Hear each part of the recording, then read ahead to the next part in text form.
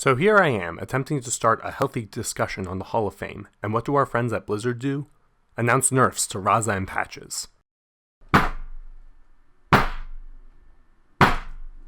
Why now?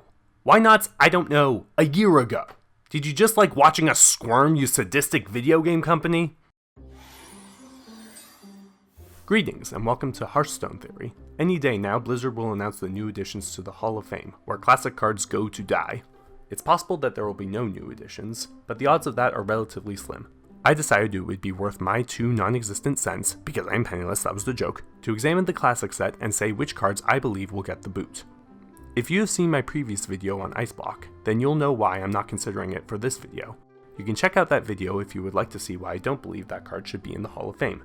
It's still quite possible that it will be, only time will tell. As a side note, since I mentioned my very polarizing Ice Block video, I want to be clear that I welcome discussion and enjoy it when I'm properly critiqued, so please do that in the comment section below. People have pointed out my mistakes before, and I'm man enough to admit it. Other people seem to believe that I am the second coming of Donald Trump, which is actually kind of hilarious. But anyways, be this guy, not this guy. Cool? Cool. To reiterate my last video, Blizzard nerfs a card or puts it into the Hall of Fame in 3 cases. If the card is unbalanced or too powerful, if the card limits future card design, or if the card is unhealthy for the game or unfun. To start off, I'll be giving examples of cards I believe to fit this mold. I'll be organizing the cards into these 3 categories, but rest assured that most of the cards I'll be talking about today have all 3 of these elements, at least to some degree. Let's begin. At this stage of Hearthstone, the majority of the cards that people have difficulty against are the ones that have acute power, or are extremely powerful in particular circumstances. Statistically, these cards are usually pretty reasonable, but it's in the edge cases that people find these cards frustrating and unfair. For example, Ice Block when you have 1 health and your opponent has a massive board is incredibly powerful, stopping a whole bunch of damage for just 3 mana. This might qualify the card for some people's prediction lists, just not mine, as I have already explained in my last video. Instead, let's examine cards that I haven't talked about before. Alexstrasza. There are 2 distinct cases where Alexstrasza is acutely powerful. One where it provides anti-aggro, and one where it provides normal aggro. The ability to do this much damage, or to recover this much damage, helps give the card powerful stats as well as decent flexibility. It's worth noting that the Alexstrasza health set mechanic also limits the design of other cards. Cards with significant on-delay aggression are not viable since they can be combined with Alexstrasza for great effect. Ever notice that Blizzard seems to fear high-stat stealth minions? This is one of the reasons why.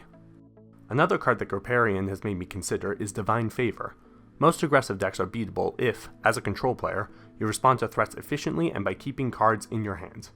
Divine Favor counters that approach directly in a unique way. The only other decent card that measures your opponent's hand size is Clockwork Giant. Additionally, while Divine Favor is only powerful when you have a few cards, that's also when you need the card draw the most. If you have a full hand, you usually wouldn't play Arcane Intellect, and likewise you wouldn't care that you can't play Divine Favor. So it is acutely powerful in the specific case where it is needed, which is insanely powerful. While Divine Favor does help aggressive decks swing games, it does seem a little overly strong in those cases, so I'm willing to predict its movement to the Hall of Fame as well. It's not unreasonable to make a case for Grommash, Mana Worm, Savannah Highmane, Mountain Giants, Edwin, Nourish, or I'll admit it, Ice Block being overly powerful. However, I currently do not believe that those cards will see the Hall of Fame, not this year at least. Please let me know if you disagree. It's also important to note that Wild Growth has been discussed as a potential target. That would be interesting considering how it is in the basic set, not the classic set. It would make more sense to nerf it, like with Fiery War Axe. So not on my prediction list, but keep an eye on this card as time goes on. Let's move on to our next category. Examples of design limitations include Master of Disguise and Blade Flurry. If used in the right circumstance, they could prove to be overly strong to the point of unfairness. Basically, the more capable of synergies a card is, the more limiting that card is. This is very similar to how overly powerful cards have very strong acute power, only in this case the acute power comes from the synergies with other cards that Blizzard wants to print. It was this thinking that had Griparian predicting that the Sorcerer's Apprentice would get in the Hall of Fame, and that's definitely viable. The synergies possible with cards like the Apprentice and Radiant Elemental are very apparent and can be quite dangerous. However, my prediction is that Blizzard will instead handle this by adding to the Hall of Fame Archmage Antonidas. Now, Don't get me wrong, I love Antonidas. I think he's one of the cooler cards to have been released by Blizzard. However, coolness did not prevent the faming of Ragnaros, so we need to examine this card objectively.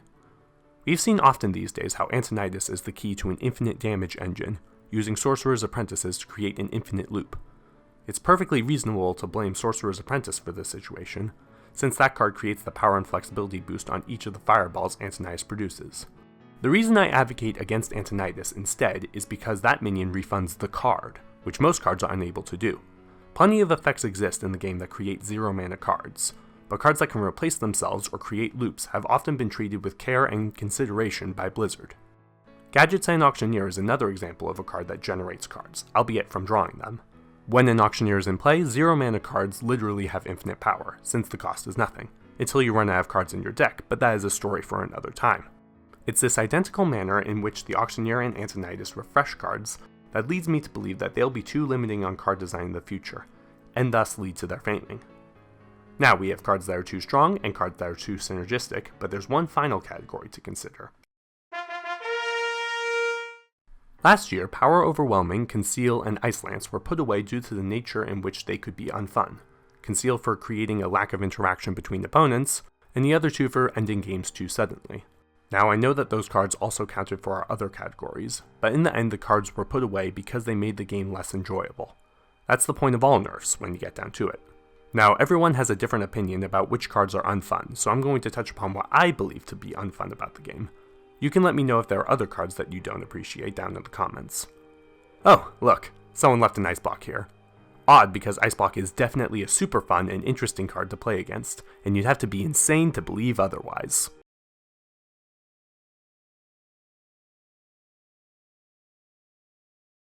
Anyways, let's move on. Aside from the cards that I have already covered, there's only a few cards that remain that are distinctly unpleasant to deal with, and most of them aren't too powerful. However, there are a few candidates that I believe Blizzard may attempt to remove from the game because of what they stand for.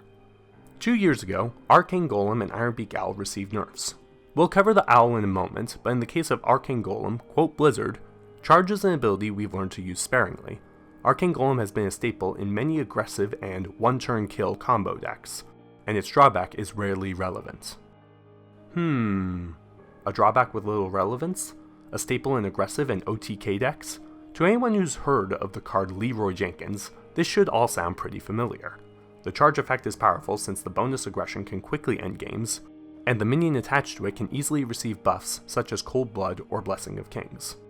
The card Doomguard has also proven recently to be an obstacle of equivalent caliber. Many players were distraught when the Q block deck didn't receive any nerfs earlier last week. My hypothesis is that this card, which has been a staple in the Zoolock in the past, will move to the Hall of Fame as well for this charge effect. So prediction 1, Blizzard will remove these charge cards. Now you've probably assumed from my mention of Ironbeak Owl that I believe Silence should get the axe as well. While it's more complicated than that, the card Spellbreaker is still worthy of some consideration. This card has proven to be a common tech card in aggressive decks, simply because it is the most balanced silence ability in the game. Sorry Mastispell, you're just not cutting it. In fact, as of this recording, it's the most commonly used classic card, though that is mostly because of how powerful it is against Q-Block. However, I'm hesitant to declare Spellbreaker unhealthy for the game. Silence is an important and useful tool, basically being a tech card against special effects. However, Spellbreaker can make games frustrating, stopping an entire deck's plan or eliminating a taunt minion while still being a decent play for its mana cost by itself. This is why Ironbeak Owl was nerfed in the first place. Will Spellbreaker follow suit by being placed in the Hall of Fame? I'm currently predicting that it will, but it's easily my most hesitant claim. A case can be made for or against this card, as well as any card that we have discussed. So, there you have it. Alexstrasza, Divine Favor, Antonidas, the Auctioneer, Leroy, Doomguard, and Spellbreaker. My predictions for this year's Hall of Fame. Will my predictions be eerily accurate? Will I be completely incorrect? We'll hopefully find out in just a few weeks. And no matter the result, let's be thankful that Blizzard is putting in the effort to fix the game at all. Even if the effort comes way too late. Subscribe for more Hearthstone analysis, including upcoming content about the new expansion. Smile on the just, and I will see you all next time.